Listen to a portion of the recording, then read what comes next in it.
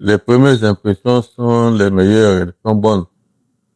On devait commencer par l'Itala, avoir les Lukembe du gouverneur, mais nous avons dû commencer par Bumba.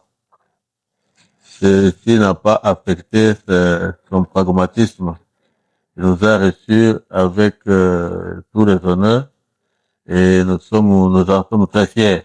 On ne peut pas aller chez le gouverneur sans passer par ses collaborateurs.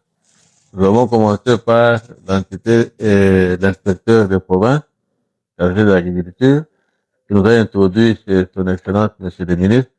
Aujourd'hui, c'est ce dernier qui nous a menés chez le gouverneur, avec lequel nous avons partagé tous les aspects concernant le don ou l'appui du gouvernement central, l'appui qui est devenu une réalité par la bonne volonté de son excellence, monsieur le ministre de l'Agriculture, le ministre d'État, Moïse Zang. Il est pragmatique que nous avons trouvé une porte déjà ouverte, puisque sa vision est que la population puisse accéder aux services de base.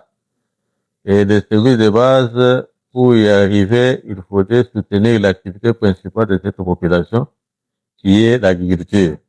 En lui amenant cette stratégie efficiente, c'était vraiment une bonne chose et qui pourrait porter des fruits à l'avenir. Et pour la population et pour lui-même en tant que responsable de cette entité.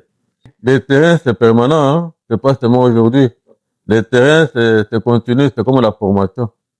Si on veut avoir palper des résultats positifs, il faut être sur le terrain, il faut accompagner ceux qui exécutent, il faut. Mais nous commençons par le commencement.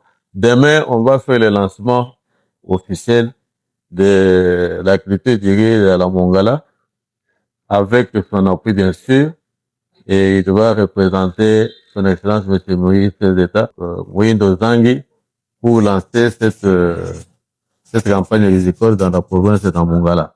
Les derniers messages, nous avons sollicité auprès de son excellence l'installation des antennes PNR à Mongala, nomination des animateurs et à Bongandanga. Nous avons sollicité auprès de lui la sécurisation foncière des sites de l'État et qu'il puisse être utilisé par les viticulteurs sous l'encadrement, l'appui et le contrôle du programme national de risque.